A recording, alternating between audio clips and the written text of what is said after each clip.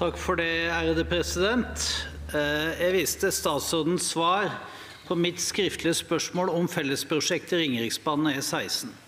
Der jeg etterlyste dokumentasjon på at de forventede fordelene ved fellesprosjektet skal være mindre enn først antatt. Statsråden ga ingen dokumentasjon i sitt svar. Samtidig har det kommet frem at Nye Veier har frarådet oppsplitting fordi prosjektet da i sum vil bli dyrere, og en oppsplitting vil medføre til dels store ulemper. Hvor er dokumentasjonen på at fellesprosjektet er blitt mindre fordelaktig? Statsråd Jon-Ivar Nygård. Jeg har ved flere anledninger gjort rede for hvilke vurderinger som ligger til grunn for at regjeringen har foreslått å stanse fellesprosjektet for E16. Til tross for at Nye Veier har jobbet godt og identifisert potensial for store kostnadsreduksjoner i fellesprosjektet, så er kostnaden ved samtidig utbygging fremdeles svært store, og den samfunnsøkonomiske lønnsomheten ved å gjennomføre prosjektet er lav. I den krevende økonomiske situasjonen som vi nå er i, så må vi være spesielt varsomme med å starte opp et så stort prosjekt, siden en oppstart nå ville ha resultert i svært høye utgifter på samferdselsbudsjettet i mange år fremover, og vil bety at det vil være tilnærmet umulig å finne handlingsrom til andre viktige infrastrukturtiltak.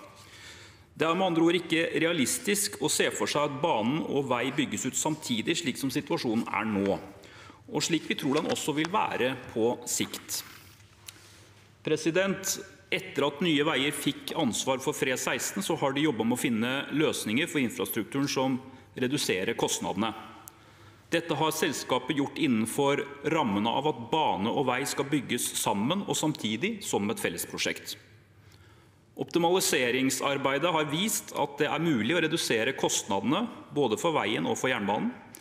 Veidelen har potensielt god samfunnsøkonomisk lønnsomhet dersom den løsrives fra føringene som jernbane gir, men jernbanedelen er fremdeles samfunnsøkonomisk ulønnsom.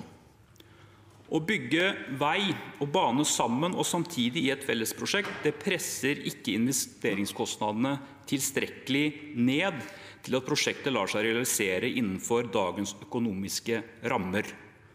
Fordelene med fellesprosjektet er med andre ord ikke store nok til at prosjektet kan gjennomføres som planlagt. Helleland. Takk, president. Nye Veier har gjort jobben sin. I oppdragsbrevet så fikk de oppdrag å oppnå kostnadsreduksjoner og økt samfunnsøkonomisk lønnsomhet. I NTP var det anslått at prosjektet skulle koste 35,6 milliarder kroner uten strekningen, uten strekningen Skaret-Høgkastet på E16. Nye Veier ble bedt om å klare denne kostnadsrammen med E16 Skaret-Høgkastet. Og det har de klart med glans. 5,8 milliarder kroner i besparelser er identifisert. Likevel hevder statsråden at det ikke er fordeler med å bygge jernbane og vei som et fellesprosjekt, og at de fordelene er mindre enn hva som først ble antatt. Men det er ikke gitt noe nytt oppdragsbrev til Nye Veier fra statsråden. Er formuleringen om at fordelene er mindre enn forventet statsrådens subjektive oppfatning? Statsråd Nygård. Jeg redegjorde jo for dette i mitt opprinnelige innlegg. Den hovedutfordringen vi nå står i, det er at dette prosjektet har en kostnadsramme eller kostnadsanslag på, la oss si 37 milliarder kroner. Vår utfordring nå er at det lar seg ikke gjøre å starte den type prosjekter med de økonomiske utsiktene vi nå står i. Det er derfor vi bruker begreper som at fordelene ved fellesprosjektet med andre ord ikke er store nok til at prosjektet kan gjennomføres som planlagt. Så det er vår vurdering, ja. Jeg konstaterer da at det ikke finnes noen dokumentasjon, og da skjønner jeg at statsråden brukte 2-3 dager lengre på å svare enn det Stortingets reglement tilsier. Det kom jo langt over fristen, det svaret. Jonas Gahr Støre sier i leserinnlegget i Ringerikes Blad rett før valget i 2017 at banen og veien skal bygges som et fellesprosjekt. Stortingspresident Masud Gharahkhani, da stortingsrepresentant, sier det samme rett før valget i 2022.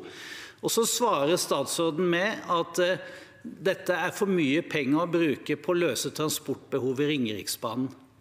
Analyser viser at 90% av kostnadsnytten ved Ringeriksbanen gjelder Bergensbanens forkortelse. 90% for å få bedre reisevei mellom Oslo og Bergen. Har statsråden sett fullstendig bort ifra at Ringeriksbanen er en del av et nasjonalt prosjekt med K5 og Ringeriksbanen for å redusere reisetiden og bedre klimaet mellom Oslo og Bergen? Statsråd Nygård. Nei, det er både perspektiver som strekker seg utover regionen, men også selvfølgelig regionalpolitiske effekter av å bygge ut den type prosjekter. Det er ikke det som er hovedutfordringen for oss nå. Hovedutfordringen er jo at prosjektets volum med 37 milliarder kroner ikke lar seg starte opp med det økonomiske handlingsrommet vi ser for oss. Og denne utfordringen ville man jo hatt uansett nær sagt hvem som hadde hatt ansvar i regjering nå.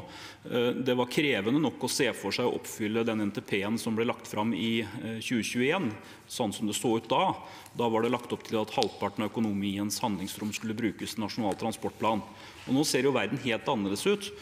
Og det er noen år siden 2017, med respekt å melde, og det har også skjedd noe i økonomien vår som gjør at vi må tenke annerledes om hvordan vi håndterer prosjektene nå.